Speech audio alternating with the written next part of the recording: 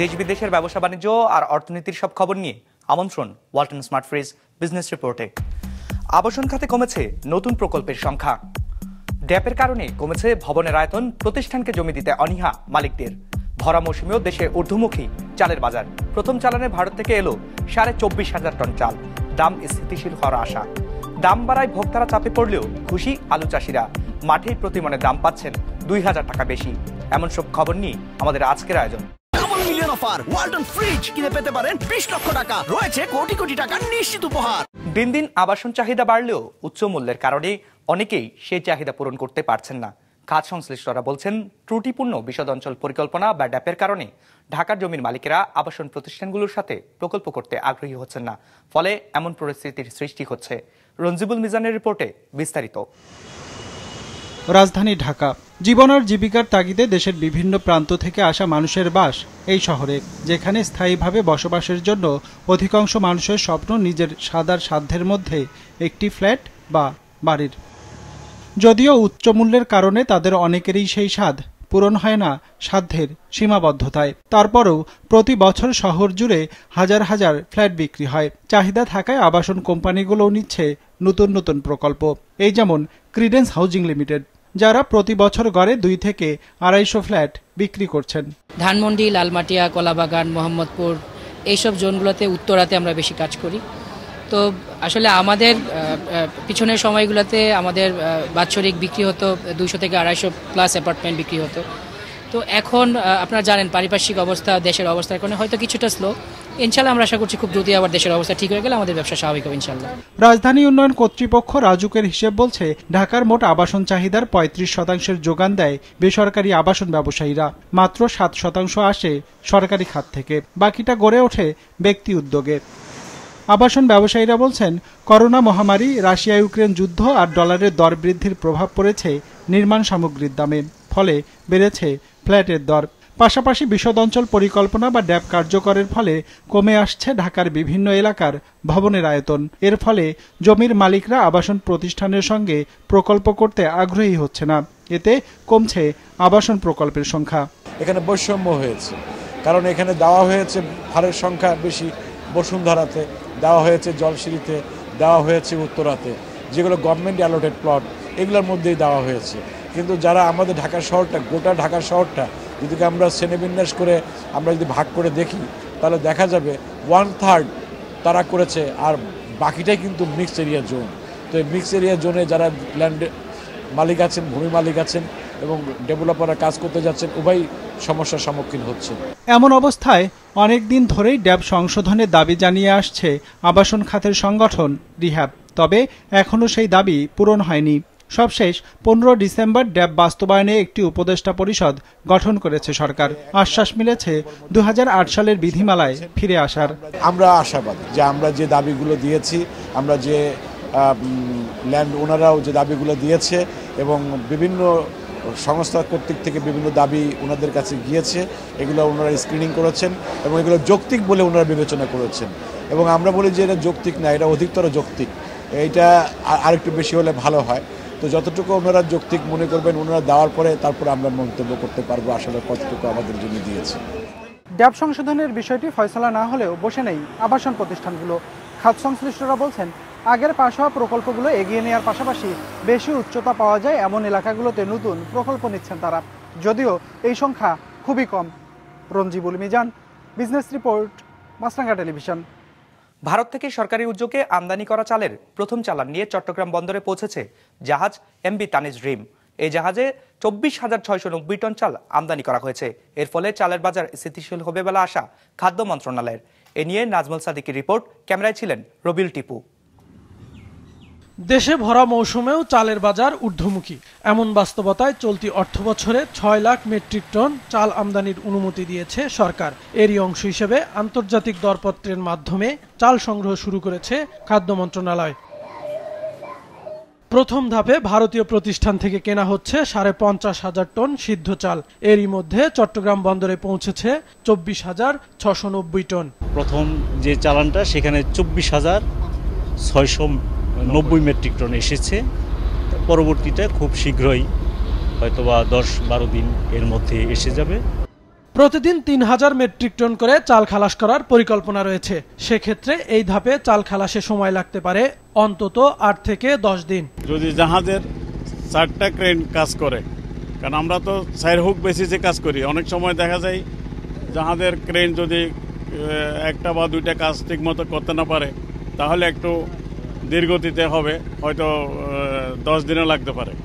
খাদ্য মন্ত্রণালয় বলছে ভারত থেকে চাল কেনা ও পরিবহন অধিকতর সাশ্রয়ী। এর ফলে বাজারে চালের দাম কমবে বলে জানান সংশ্লিষ্টরা। যখন সরবরাহ বাড়বে তখন এটা স্বাভাবিক স্টেবল অবস্থায় ফিরে আসার কথা। তো আমরা যেহেতু সরবরাহ বাড়াচ্ছি, স্বাভাবিকভাবেই সেটা তো কমার কথা। আগামী 10 থেকে 12 দিনের মধ্যে ভারত থেকে চালানের বাকি চালও দেশে পৌঁছাবে জানায় খাদ্য মন্ত্রণালয়। Business report, Maasranga television. দাম বাড়ায় ভোক্তারা চাপে পড়লেও হাসি ফিরেছে আগাম জাতের আলু চাষিদের মুখে। এখন মাঠেই তারা প্রতিমন আলুতে দাম পাচ্ছেন ২,০০০ টাকা বেশি। তবে মৌসুমের শুরুতে আরও বেশি ছিল দাম। লাভজনক হয় উচ্ছ্বসিত চাষিরা। দিনাজপুরের হিলি প্রতিনিধি হালিম আল রাজির পাঠানো তথ্য ও ছবিতে ডেস্ক রিপোর্ট। তখনও কুয়াশা ভেদ করে সূর্যের আলো পৌঁছায়নি মাঠে। সংসারের কাজ গুছিয়ে ততক্ষণে দল বেঁধে ফসল তুলতে নেমে পড়েছেন পুরুষের পাশাপাশি নারীরাও। এ দৃশ্যের দেখা মিলবে উত্তরের সীমান্তবর্তী জেলা দিনাজপুরের হিলিতে। আলুর বাজার চড়া বেশ কয়েক মাস ধরেই, ফলে বিস্তীর্ণ মাঠে চাষ হওয়া আগাম জাতের এই আলু যেন চাষিদের খুশির কারণ। খরচ হয়েছে বিঘা প্রতি 40,000 টাকা, প্রায় 1 লাখ টাকা বিক্রি হচ্ছে। ফলন অনেকটাই ভালো হচ্ছে এবং এতে আমাদের পোষাবে। চাষিরা জানান মৌসুমের শুরুতে দাম ছিল আরো বেশি। আগে ছিল 2600 টাকা মন, এখন তো 2200, 2100, 2000 টাকা মন চলতেছে। এখন লাভবান অত লাভ হচ্ছে না, কোনো মতো জীবন মতো বাঁচতে পারে। আলুর বীজ কিনা আছে 100 টাকা 90 টাকা কেজি, আর সেই আলু এখন বিক্রি হচ্ছে 2000-2200 টাকা মন। কেমন করে করতে হবে বলেন? আমরা এখানে আলু কিনে ঢাকাতে বিভিন্ন জায়গায় পাঠাই। এখানে মধ্যস্বত্বভোগীরা যদি ডোমিনেট না করতে পারতো বাজারটাকে, তাহলে মনে হয় কৃষকরা আরো বেশি লাভবান হতে পারত। জমি থেকে 1 বস্তা আলু তুলতে পারলে পারিশ্রমিক মিলে 70 টাকা, জানালেন শ্রমজীবীরা। 2 বস্তা 3 বস্তা করে তুলে 70 টাকা 60 টাকা করে দেয়। এই লিয়ে যে আমরা সংসারের মধ্যে ঢুকাই। আমরা আলু তুলতেছি, আলু এগুলো আছে 70 টাকা বস্তা, একজন 4 বস্তা 5 বস্তা করে তুলতেছি। লক্ষ্যমাত্রা ও ফলন নিয়ে আশাবাদী কৃষি সম্প্রসারণ অধিদপ্তর। আলুর যে আমাদের লক্ষ্যমাত্রা সেটা ছিল 1042 হেক্টর জমিতে, তার থেকেও আমরা বেশি অর্জন করতে সক্ষম হয়েছি। আমাদের 1626 হেক্টর জমিতে আসলে আলুর আবাদ সম্পন্ন হয়েছে। তার মধ্যে আগাম আলু ছিল 150 হেক্টর জমিতে। কারেজ যে জাতের আলু সেটা আসলে আগাম জাত, এবং কৃষকরা আমাদের 1 নং খট্টা মাধবপাড়া ইউনিয়নে আগাম জাতের আলুটা চাষাবাদ করে থাকে প্রতি বছর। Noor Mohammad, business report, Maasranga television. Double million offer Walton fridge কিনে পেতে পারেন 20 লক্ষ টাকা, রয়েছে কোটি কোটি টাকার নিশ্চিত উপহার। 2 মাসের বকেয়া বেতনের দাবিতে 2.5 ঘন্টা গাজীপুরের নবীনগর চন্দ্রা সড়ক অবরোধ করে বিক্ষোভ করেছেন একটি তৈরি পোশাক কারখানার শ্রমিকেরা। সকালে জেলার কালিয়াকৈর চন্দ্রা নবীনগর সড়কে অবস্থান নেয় 2XL লিমিটেড কারখানার শ্রমিকরা। গত নভেম্বর ও চলতি মাসের বেতনের দাবিতে কয়েকদিন ধরেই শ্রমিকরা কারখানার ভেতরে বিক্ষোভ করছিলেন। এরই ধারাবাহিকতায় গতকাল সন্ধ্যায় সড়ক অবরোধ করেন ওই কারখানার শ্রমিকরা। দাবি আদায় না হয় বৃহস্পতিবার সকাল থেকে আবারও 2.5 ঘন্টা সড়ক অবরোধ করেন তারা। এ সময় সড়কে সৃষ্টি হয় তীব্র যানজট। পরে পুলিশ লাঠিচার্জ করে রাস্তা থেকে সরিয়ে দেয় অবরোধকারীদের। এতে স্বাভাবিক হয় যান চলাচল। ফরিদপুরে বর্জ্য হতে বাণিজ্যিকভাবে ট্রাইকো কম্পোসার উৎপাদনে সফল হয়েছেন কায়ুম নামের এক ব্যবসায়ী। করোনাকালীন সময়ে কাপড়ের ব্যবসায় ধস নামলে বিকল্প হিসেবে কম্পোসার উৎপাদন শুরু করেন তিনি। প্রথম দিকে ভালো লাভ না হলেও বর্তমানে তার সার উৎপাদন কারখানায় কর্মসংস্থান হয়েছে অনেকের। ফরিদপুর প্রতিনিধি জাহিদুর রহমানের পাঠানো তথ্য ও ছবি নিয়ে ডেস্ক রিপোর্ট। ফরিদপুর সদর উপজেলার আম্বিকাপুর ইউনিয়নের বি রাজাতুল্লাহ মাতব্বরের ডাঙ্গি এলাকার বাসিন্দা আব্দুল কাইয়ুম খান পেশায় ছিলেন কাপড় ব্যবসায়ী। করোনার লকডাউনের সময় ধস নামে ব্যবসায়। কিভাবে সংসার চলবে তা নিয়ে রাজ্যের দুশ্চিন্তা ভর করে তার মধ্যে। এর থেকে পরিত্রাণ পেতে 2021 সালে প্রায় 1 একর জায়গা জুড়ে ডিআরকে অ্যাগ্রো নামে জৈব সার কারখানা গড়ে তোলেন কাইয়ুম। শুরুর দিকে কোনো রকমে ধুঁকতে ধুঁকতে চলে তার ব্যবসা।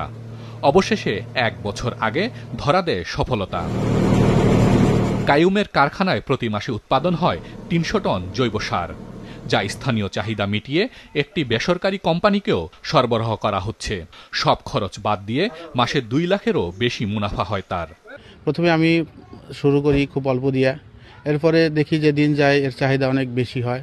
এই সারের মধ্যে গাছ মাটি থেকে জন্ম নিতে যতগুলি আপনার উপাদান আছে, নাইট্রোজেন, অক্সিজেন, ফসফরাস, দস্তা, বোরন, জিঙ্ক, 1600 ধরনের খাদ্য লাগে, ম্যাক্সিমাম এর মধ্যে বিদ্যমান আছে।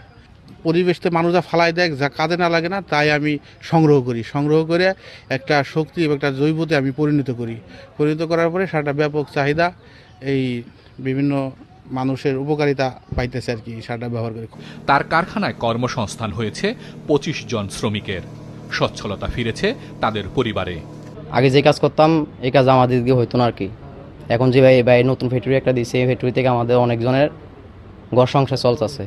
গোবর, তারপরে ছাই প্যাকেট করি, তারপরে মিক্সিং করি, আমি ঢালি, এগুলো করি। ফ্যাক্টরি হওয়াতে আমার পক্ষে আর কি অনেক উপকার, কি আশেপাশে আরও মানুষ আছে তাদের লাগে অনেক উপকার হয়েছি। বিশেষ করে কিছু কিছু এলাকার ধরেন মহিলারা তো কোনো জায়গায় কাজ করে যেতে পারে না, মহিলাগুলোর লোক এই জায়গাটা অনেক। স্থানীয় কৃষি বিভাগ জানায় ফরিদপুরে প্রায় 5000 মেট্রিক টন ট্রাইকো কম্পোস্ট উৎপাদন হয়ে থাকে। এর বেশিরভাগই ব্যবহার হয় পেঁয়াজ ও আদার জমিতে। যে কোনো জৈব সারই রাসায়নিক সারের তুলনায় অত্যন্ত ভালো, কারণ রাসায়নিক সারে একটা নির্দিষ্ট সারে নির্দিষ্ট পরিমাণ উপাদান থাকে। যেমন ইউরিয়ার কথা যদি আমি বলি, সেখানে নাইট্রোজেন থাকে, টিএসপি, ফসফরাস থাকে। কিন্তু যে রাসায়নিক জৈব সার, বিশেষ করে ট্রাইকো কম্পোস্ট, এগুলিতে সব সারের একটা ব্যালেন্স পরিমাণ সবগুলি থাকে। এবং মাটির মধ্যে যে অনেক সময় রাসায়নিক সার ব্যবহার করার ফলে মাটির অ্যাসিডিটি বৃদ্ধি পায়, এই ধরনের জৈব সার বৃদ্ধির ফলে মাটির অ্যাসিডিটিটা কমে যায় এবং ফসল চাষের একটা উপযুক্ত পরিবেশ সৃষ্টি হয়। জৈব সার ব্যবহারে কৃষকদের আগ্রহ বাড়িয়ে তোলার পাশাপাশি ক্ষুদ্র উদ্যোক্তাদের সহযোগিতায় এগিয়ে আসবে সরকার, দাবি সংশ্লিষ্টদের। Business report, Maasranga television.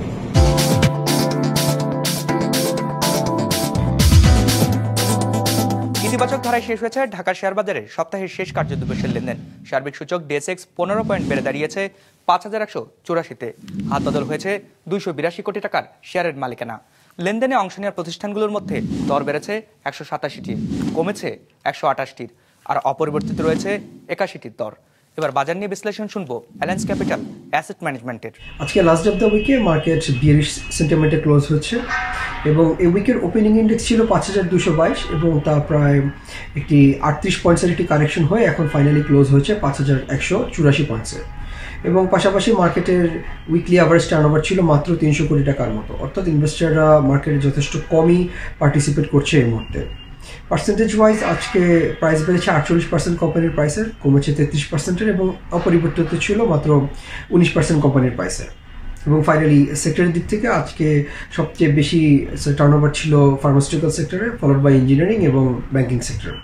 Overall মার্কেটের প্রতি ইনভেস্টরদের কনফিডেন্স যথেষ্ট কম এই মুহূর্তে, যার কারণে তাদের পার্টিসিপেশনও যথেষ্ট কম। নতুন বছরের শুরুতেই যুক্তরাষ্ট্রে নিষিদ্ধ হতে যাচ্ছে টিকটক। চীনা প্রতিষ্ঠান ByteDance থেকে মালিকানা আলাদা করতে না পারলে আগামী 19 জানুয়ারি বন্ধ হয়ে যাবে জনপ্রিয় এই ভিডিও অ্যাপটি। ইতিমধ্যে টিকটকের কার্যক্রম নিষিদ্ধের নির্দেশনা চ্যালেঞ্জ করে আনা আবেদন বাতিল করে দিয়েছে ফেডারেল আদালত। অবশ্য নির্বাচিত হবার আগে টিকটক বন্ধ না হবার আশ্বাস দিয়েছিলেন ডোনাল্ড ট্রাম্প। ফলে কি ঘটতে যাচ্ছে এই সোশ্যাল অ্যাপটির ভাগ্যে তা এখনো অনিশ্চিত। ডেস্ক রিপোর্টে বিস্তারিত। জনপ্রিয় ভিডিও শেয়ারিং অ্যাপ টিকটক বর্তমানে মাসে বিশ্বে টিকটকের সক্রিয় ব্যবহারকারীর সংখ্যা প্রায় 100 কোটি, যার একটি বড় অংশই যুক্তরাষ্ট্রের নাগরিক। হিসেব বলছে প্রতি মাসে প্রায় 17 কোটি মার্কিন নাগরিক টিকটক ব্যবহার করেন। দেশটির তরুণদের কাছে দিন দিন জনপ্রিয়তা বাড়ছে এই অ্যাপটির। আগামী 2 বছরে যা 20% হারে বাড়তে পারে বলে পূর্বাভাস আছে বিশ্লেষকদের।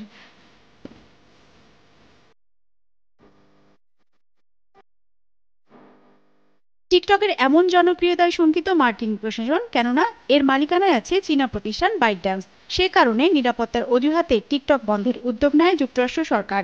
নতুন এক আইনে শর্ত দেওয়া হয়, যুক্তরাষ্ট্রে টিকটক চালু রাখতে চাইলে ByteDance থেকে বিচ্ছিন্ন হতে হবে অ্যাপটিকে, যার বিরুদ্ধে আপিল করে ByteDance। সম্প্রতি তা খারিজ করে দিয়েছে ফেডারেল আদালত। ফলে শর্ত না মানলে 2025 সালের 19 জানুয়ারি যুক্তরাষ্ট্রে নিষিদ্ধ হবে টিকটক। টিকটকের উপর নিষেধাজ্ঞা ঠেকাতে আইনি লড়াই চালিয়ে যাওয়ার ঘোষণা দিয়েছে ByteDance।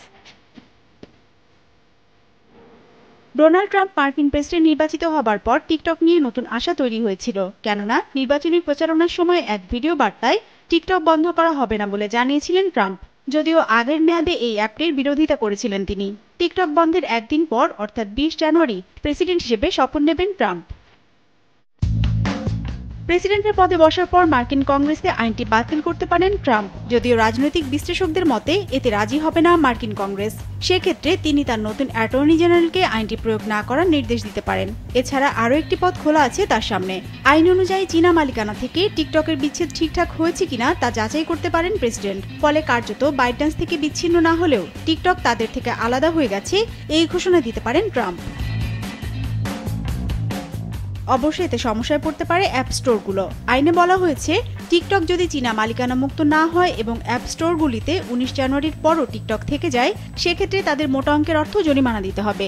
এখন প্রশ্ন হলো, তাহলে ব্যবহারকারীদের কি হবে? তারা কি অন্য কোনো সোশ্যাল মিডিয়া প্ল্যাটফর্ম বেছে নেবে?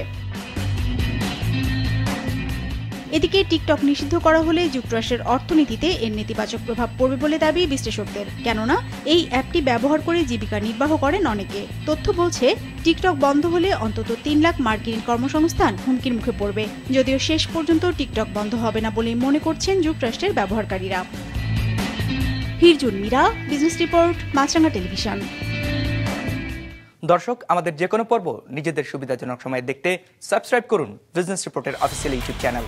ফেসবুক পেজে লাইক দিয়ে আপডেট থাকুন ব্যবসা বাণিজ্যের আলোচিত সব ঘটনা সম্পর্কে। আর আপনাদের মতামত জানান কমেন্টস অথবা ইনবক্সে। আজ এটুকুই, বিদায় নিচ্ছি, ভালো থাকবেন।